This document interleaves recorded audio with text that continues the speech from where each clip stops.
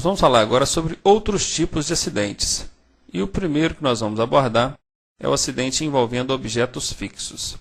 Imaginem um poste, uma árvore, uma lixeira ou um muro, que são considerados objetos fixos, estáticos.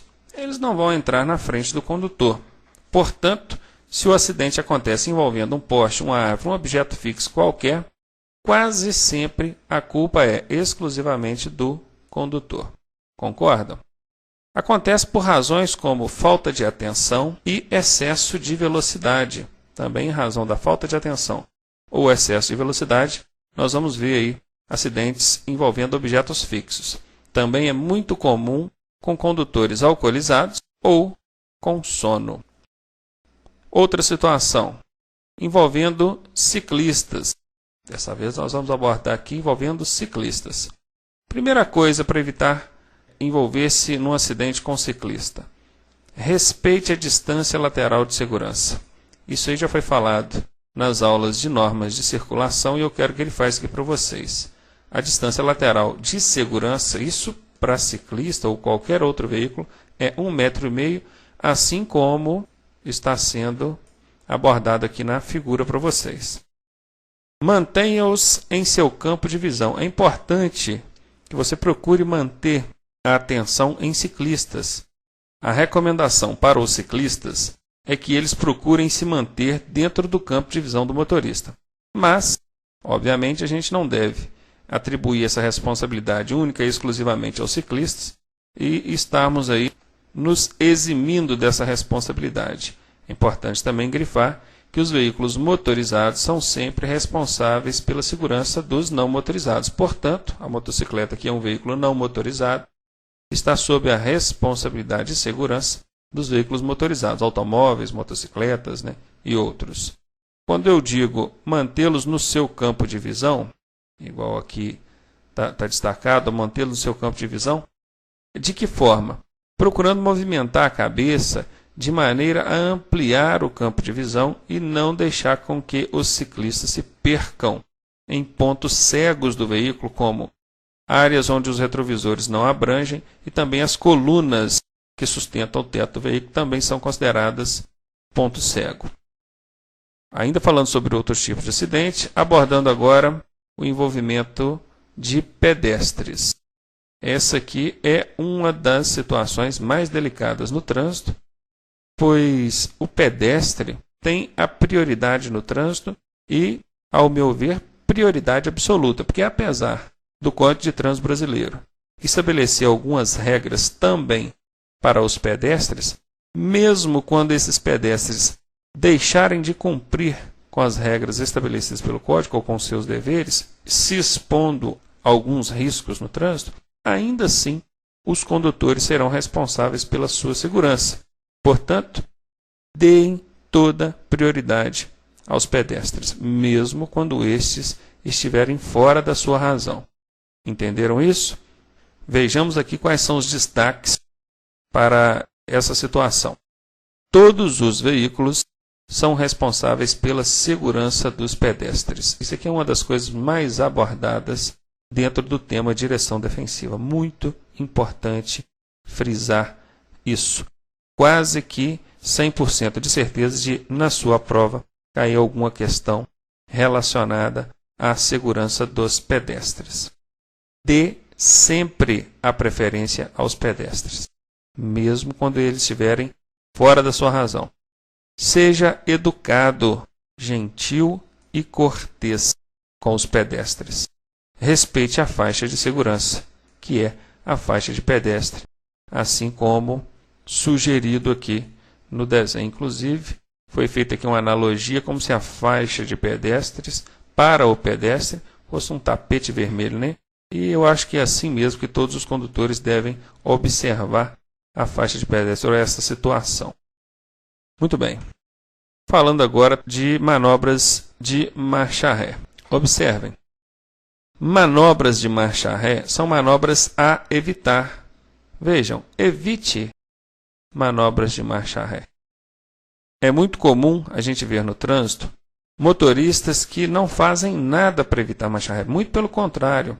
Se ele tem 3 alternativas, 2 não fazendo marcha ré e 1 fazendo marcha ré, muitas vezes ele opta pela pior alternativa ou a mais difícil, que é envolvendo a marcha ré, e acaba comprometendo a segurança da sua dirigibilidade. Não se aproxime de esquinas utilizando marcha a ré. É importante frisar que o condutor não pode aproximar a menos de 5 metros de uma esquina fazendo marcha ré. Não se esqueçam disso. Menos de 5 metros não pode aproximar de esquina fazendo marcha ré.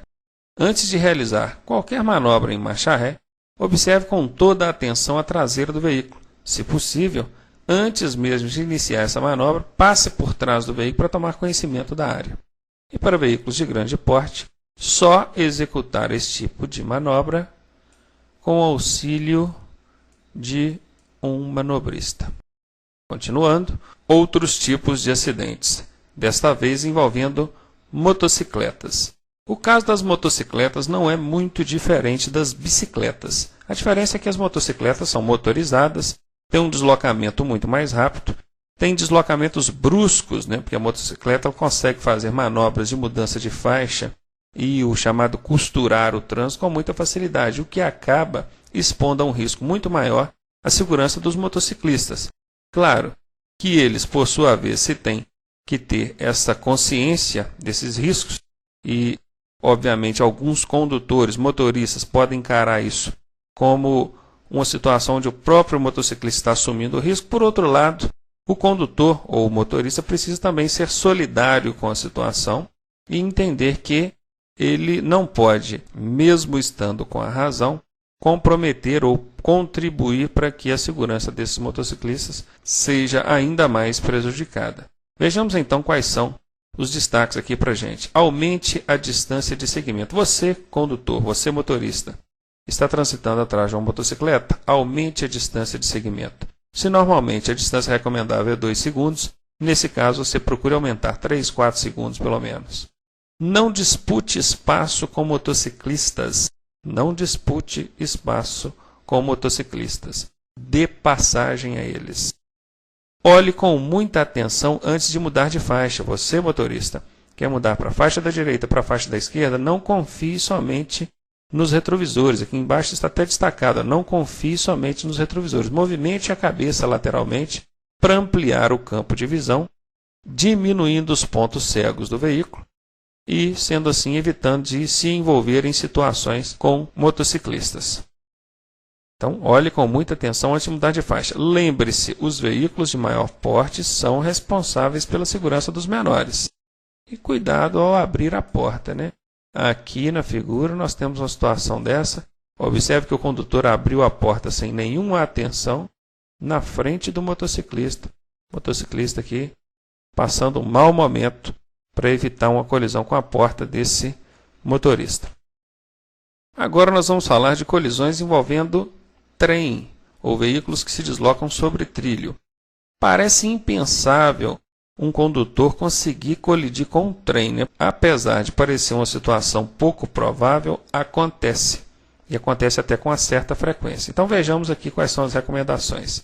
Antes de transpor uma passagem de nível, o que é passagem de nível? É justamente o cruzamento com a linha férrea. Pare, olhe e escute. Jamais atravesse se os sinais estiverem fechados. Não mude a marcha durante a transposição da ferrovia. Qual o porquê de não mudar a marcha durante a transposição da rodovia? Imagine, você está de primeira, arrancou o veículo, está fazendo a transposição da ferrovia ali. Durante a transposição, você resolve jogar uma segunda marcha e o veículo cai numa quarta marcha. Obviamente, ele vai morrer, o motor vai apagar. E o veículo, quando ele tem o seu motor, ou o funcionamento do seu motor interrompido sob essas circunstâncias, uma marcha jogada de forma errada, é possível que esse veículo apresente o problema de excesso de combustível. Costumo dizer que o veículo está afogado. Nesse caso, ele vai ter dificuldade em dar a partida no motor. O condutor vai ter dificuldade de dar a partida no motor e com isso o tempo está passando e ele sobre a ferrovia. Então o risco é esse. Portanto, não mude a marcha durante a transposição da ferrovia. Agora nós vamos falar sobre situações envolvendo veículos de grande porte. Veículos de grande porte.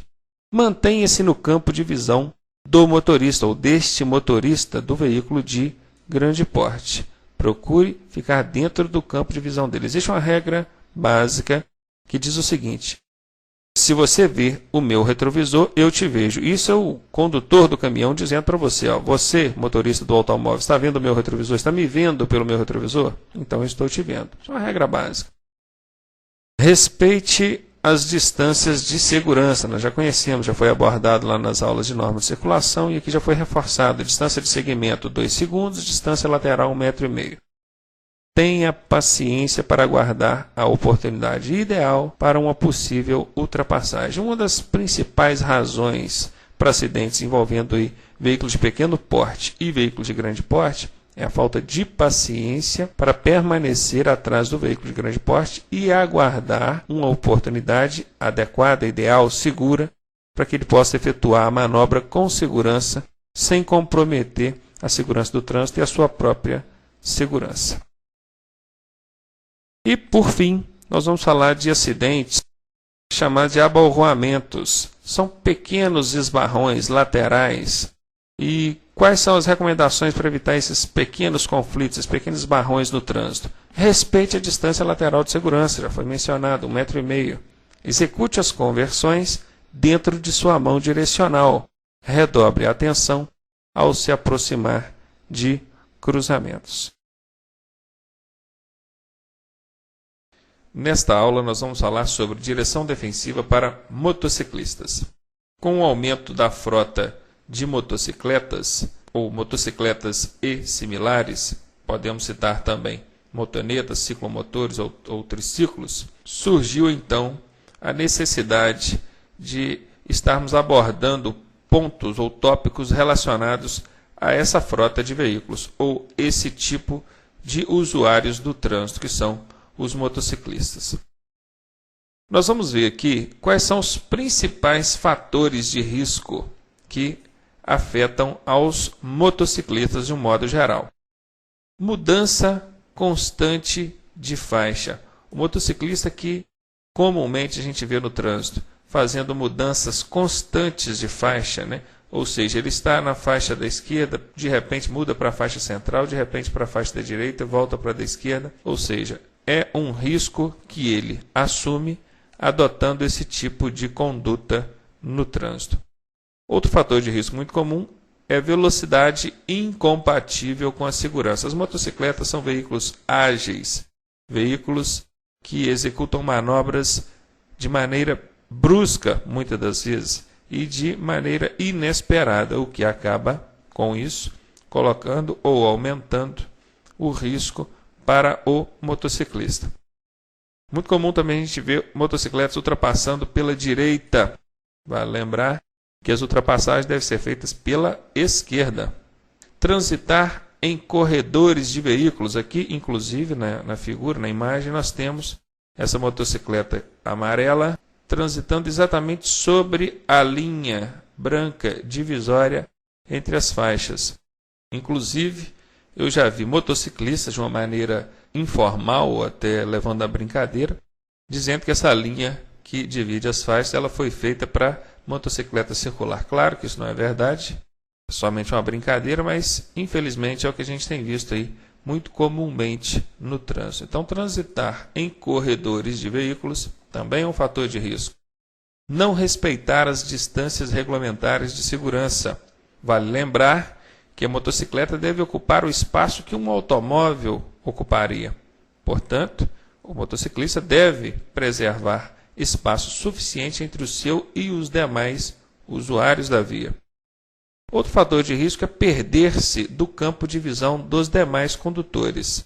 A motocicleta, tem razão de ser um veículo menor, perde-se com maior facilidade do campo de visão dos motoristas. Aqui nós temos uma situação onde o motociclista está de forma bem nítida e apresentada, aparecendo no retrovisor do motorista. Nesse exemplo aqui, obviamente, nós não temos aí o problema mencionado nesse último ponto. Mas a maioria dos motociclistas não se preocupam com isso. e acabam por se perderem do campo de visão do motorista, o que a direção defensiva considera cair no ponto cego, ou seja, onde ele não tem o alcance através dos retrovisores. Obstáculos.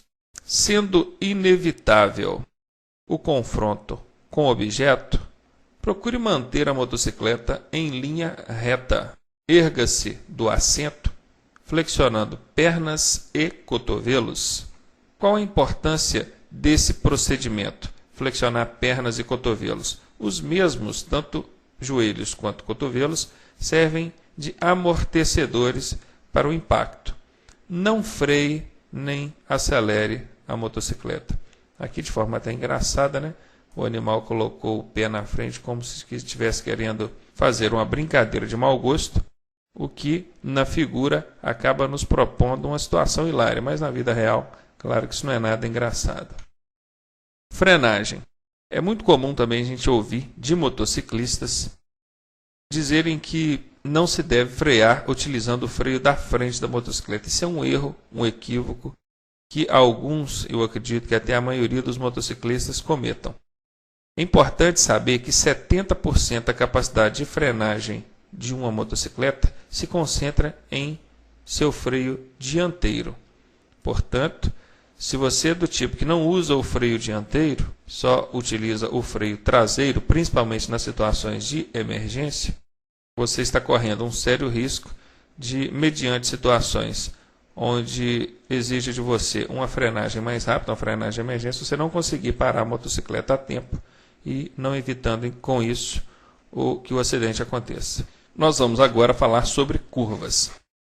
Bom, curvar com motocicleta é a verdadeira essência da pilotagem de motocicletas.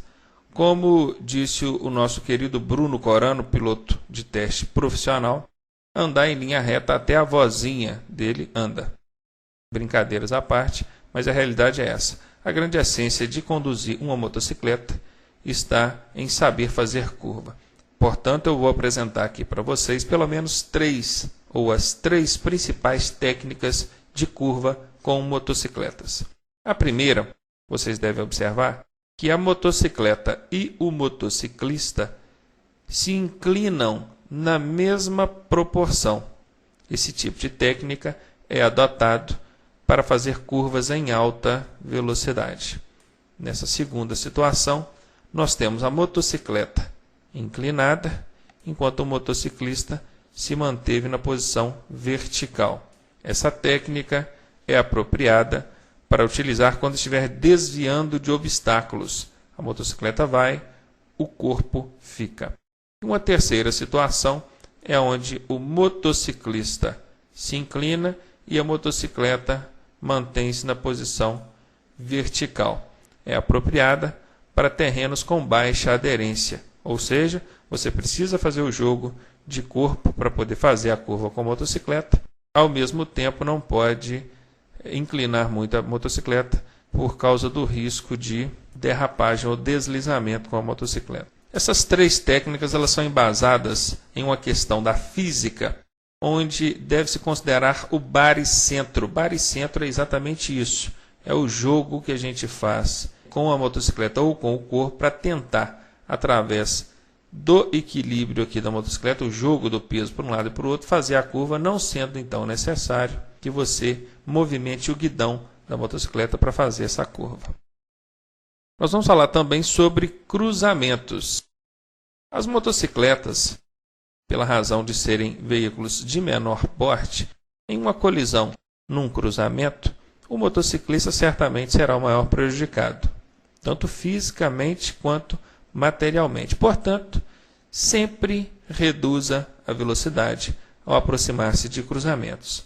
Fique com os freios em posição de acionamento, ou seja, mão e pé nos freios dianteiro e traseiro. Por que eu devo ficar já com a mão e o pé posicionado nos freios? Para eliminar o chamado tempo de reação. Tempo de reação, conforme nós já vimos anteriormente, aliás, nós ainda vamos ver na próxima aula, é o tempo em que o condutor demora do instante que ele observa o perigo até o acionamento dos freios. E ao cruzar a pista, olhe primeiro para a esquerda. Nós já vimos sobre isso aí lá nas aulas de norma de circulação. Por que eu tenho que olhar primeiro para a esquerda? Porque ao cruzar a pista, se essa pista for de mão dupla, a faixa de trânsito que eu atinjo primeiro é do veículo que vem da esquerda. Portanto, eu devo estar preocupado primeiramente com o veículo que vem da esquerda, depois com o veículo que vem da direita. Conduzindo motocicletas, a gente encontra também adversidades relacionadas ao tempo. E quando nós falamos de adversidades relacionadas ao tempo, podemos referir a situações como chuva, frio.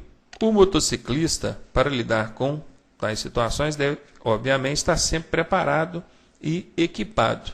Claro que alguns desses equipamentos são de uso obrigatório, outros não obrigatórios, mas recomendáveis, e vamos falar aqui de alguns deles. Mantenha o capacete e viseira, que são equipamentos obrigatórios, em bom estado de conservação e uso. Utilize vestuário adequado, como botas, luvas, calças, aqui está escrito errado, está calças compridas, e blusa comprida e reforçada. Observem que aqui na figura nós temos aqui bem representado o que é conduzir uma motocicleta em período de chuva. Imagine o que esse motociclista deve estar passando, né? E aqui nós temos então exemplo de um motociclista bem equipado, capacete, viseira e todo o equipamento ou vestuário adequado para enfrentar esses tipos de situação. Pilotando à noite. Certifique-se de que a motocicleta está com a parte elétrica, farol e setas, luzes de um modo geral, em condições adequadas de uso. Para diminuir o ofuscamento provocado por faróis em sentido contrário, que é o que nós temos aqui representado na figura, oriente-se pela linha de bordo da pista. Aqui nós temos o desenho de um motociclista. No centro da pista nós temos a linha central e nas laterais nós temos a linha de bordo. Quando você deparar-se com o farol alto em sentido contrário, procure se orientar pela linha lateral, a linha de bordo, a linha da margem da pista, e não pela linha central, que sendo assim, você estaria olhando ou direcionando a sua visão para os faróis, que vêm em sentido contrário. Diminua a velocidade e redobre a atenção. Esses são os cuidados recomendados ao pilotar à noite. Transportando passageiros. Eu achei interessante essa imagem. Tudo que a gente não pode fazer conduzindo uma motocicleta e transportando passageiros parece que está representado aqui nessa figura, né? Tudo. Excesso de passageiros, menores de 7 anos sendo transportados na motocicleta, nenhum deles utilizando nenhum tipo de equipamento obrigatório, ou seja, tudo errado aqui. A recomendação é que os passageiros só sejam transportados no banco atrás do condutor ou atrás de você. Na prova é muito comum a gente ver banco suplementar atrás do condutor. Banco suplementar atrás do condutor é o que está, é o normal, né, da motocicleta, que a gente está acostumado a usar aí. Ou em carro lateral. Também a gente já deve ter visto aí esse carrinho lateral acoplado à motocicleta. Não pode confundir o carro lateral para transporte de carga, né, e achar que pode transportar passageiros nele. Não, não é assim não. Tem o carro lateral acoplado à motocicleta apropriado para transportar passageiros. Não transporte menores de 7 anos ou pessoas que não tenham condições de cuidar de sua própria segurança. Oriente o passageiro de como deve se portar com a motocicleta em movimento, principalmente em curvas. Quem já tem alguma experiência ou prática com isso, sabe que um passageiro de motocicleta que não tem intimidade com esse tipo de situação, ele acaba não fazendo ali o jogo de corpo, o que vai te desfavorecer ou desfavorecer o motociclista na hora de executar as curvas com essa motocicleta. Portanto, esteja orientando o seu passageiro para acompanhar com o corpo o mesmo movimento que você e a motocicleta fazem quando estiverem curvando. Nós vamos falar sobre tempo de reação, frenagem e parada. Quero chamar a atenção de vocês, porque esse é o tipo de questão que tem sido muito frequente em prova. Então, prestemos atenção. A nossa análise aqui na figura será feita da direita para a esquerda. ok? Será nesse sentido, direita para a esquerda.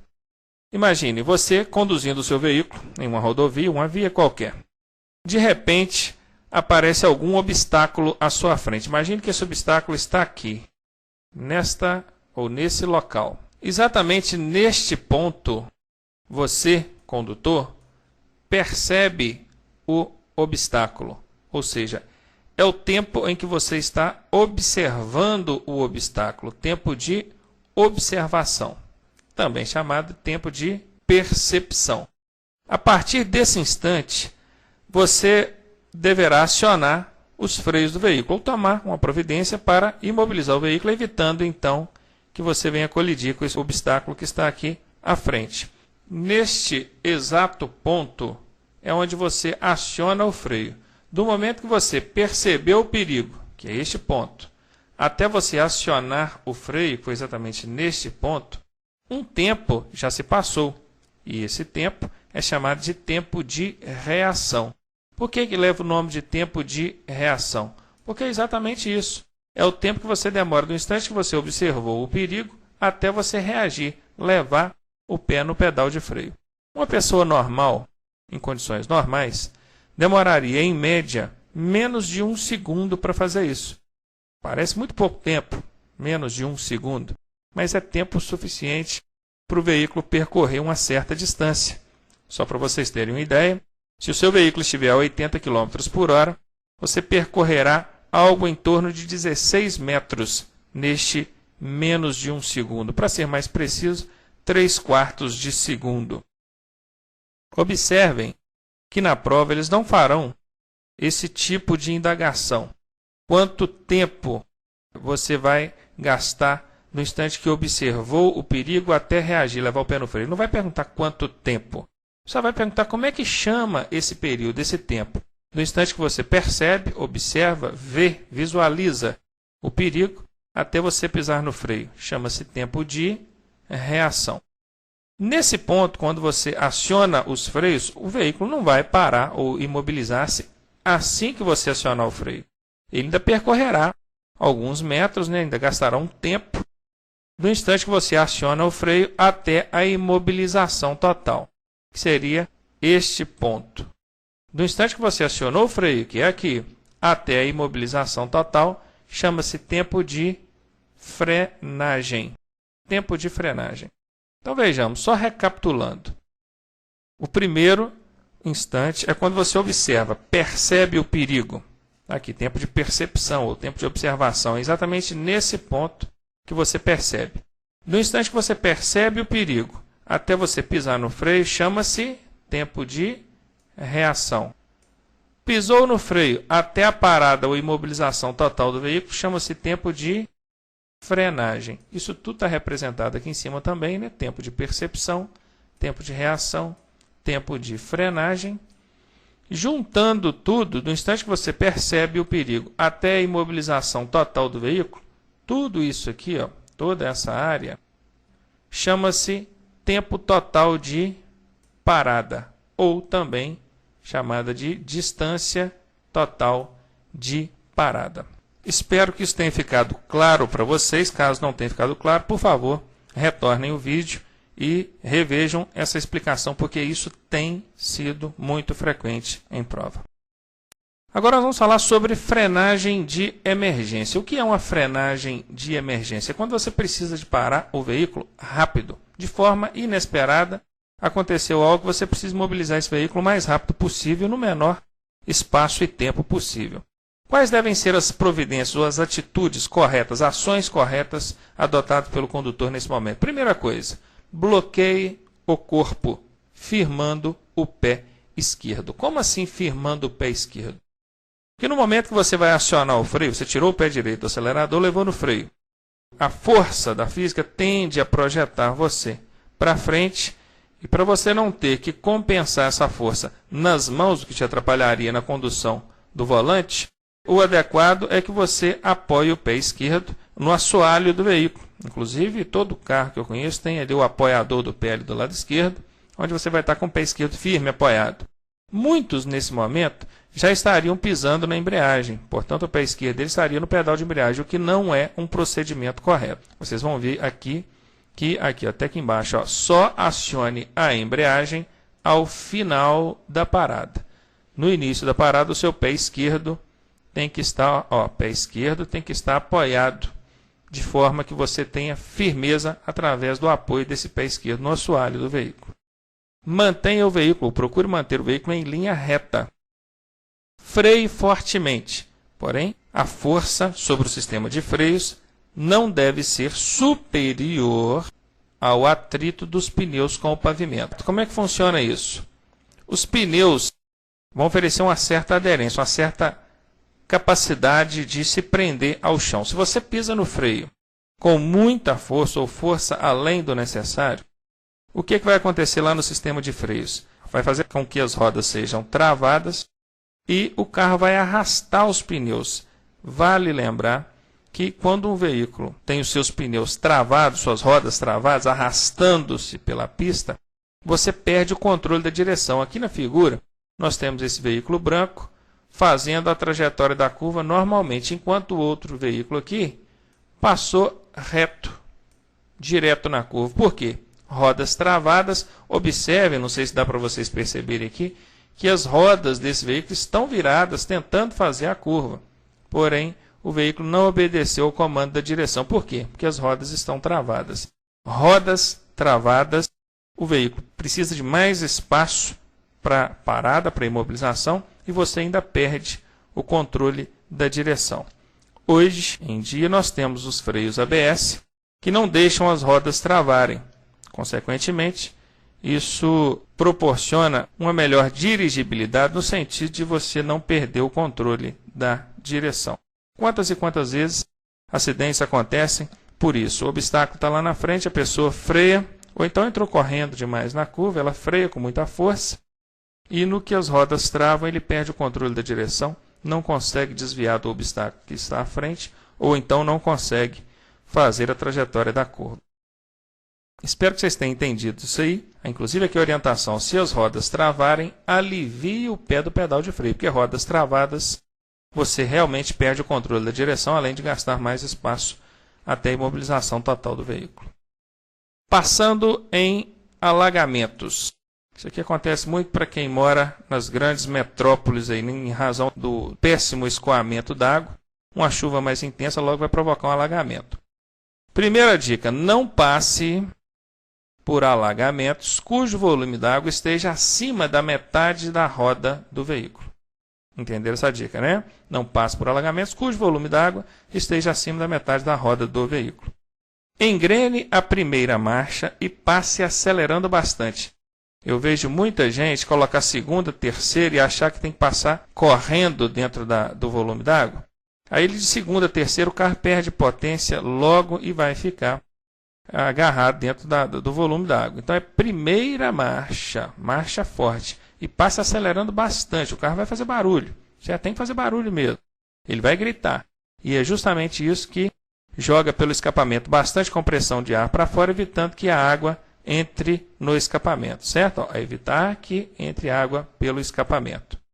Não mude a marcha durante a passagem pelo alagamento. Vejam, a primeira dica é não passar pelo local. A água estando acima da metade da roda, a recomendação é nem tentar. Se estiver abaixo da metade da roda, pode arriscar. Engrene a primeira marcha, passa acelerando bastante. Não mude a marcha durante a passagem pelo alagamento. Outra situação que a gente costuma encontrar em rodovias são nuvens de fumaça, em razão de queimadas aos bordos da via. Evite passar quando a fumaça estiver muito densa. Você não consegue enxergar absolutamente nada, nem tente entrar em uma área dessa. O adequado é procurar algum local seguro e aguardar com que a situação melhore para que você possa atravessar esse local. Caso seja inevitável, acenda os faróis para que os outros possam te visualizar com mais facilidade. Feche os vidros para evitar que a fumaça entre para dentro do seu veículo e acabe provocando uma intoxicação. E passe devagar. Não pare dentro da nuvem de fumaça. Não freie bruscamente. Então, essas são as dicas que eu posso passar para vocês em relação a esse tipo de situação. Agora nós vamos falar sobre substâncias entorpecentes. Substâncias como maconha, cocaína, LSD, álcool, medicamentos fortes. Essas substâncias prejudicam a capacidade de percepção e concepção da realidade. Percepção no sentido de perceber o perigo. Concepção no sentido de julgar, analisar a situação, se ela realmente apresenta um risco maior ou menor, além de produzirem alterações no funcionamento cerebral. Até achei uma figura interessante na internet, vocês observando o rosto dessa moça, dá para ter uma ideia do que essas substâncias podem fazer com a pessoa, com a mente humana. Observação: vale ressaltar que a lei prevê punições severas para quem dirige estando sob efeito de álcool ou substâncias psicoativas. Em alguns casos, até mesmo detenção, cadeia. Recentemente, nós tivemos aí assinada a nova Lei Seca, assim apelidada, onde as punições para quem conduz um veículo sob o efeito de álcool ou outras substâncias entorpecentes ficaram muito mais severas. Se antes nós tínhamos aí uma multa gravíssima com fator agravante 5 multiplicada por 5, hoje essa gravíssima já é multiplicada por 10, sendo a primeira vez que o condutor é flagrado nessa situação, e por 20 quando acontece a reincidência dessa situação com o condutor. Vejam, uma multa gravíssima, ela tem 180 UFIRs, o valor dela seria hoje algo em torno de 190 a 200 reais. Imagine isso multiplicado por 10. É a primeira vez que o condutor é encontrado nessa situação. Imagine multiplicado por 20, o valor que isso vai dar. Além de, a partir de uma determinada quantidade, pode levar também ou acarretar ao condutor infrator prisão em flagrante. Adote a vida como prioridade. Adote a vida como prioridade. Nós estudamos aí em aulas passadas, módulos passados, regras de circulação, legislação de trânsito, direitos, deveres, obrigações, e aprendemos muito sobre isso. Só que a dica para quem está passando agora por esse módulo é adotar a vida como prioridade, e não o seu direito, ou a regra, ou a lei. Claro que eu não estou incentivando ninguém a desrespeitar as regras, as leis. Não, pelo contrário, você deve sim respeitar as regras e leis. Mas, acima das regras e leis, nós devemos colocar a vida, a segurança, a boa relação entre todos os usuários do trânsito, evitando conflitos, evitando situações que podem resultar em confusão no trânsito ou qualquer outro tipo de atrito. Se existe alguma maneira de tirar algum proveito de um acidente de trânsito, esta maneira é aprendendo como agir para evitar que o acidente se repita ou que situação parecida venha a se repetir. Ao dirigir, não seja autoritário ou impositivo. Pelo contrário, tente ser educado, gentil, calmo e sensato. Essas são as características que todo condutor deve adotar: educado, gentil, calmo e sensato. Dê sempre prioridade à vida.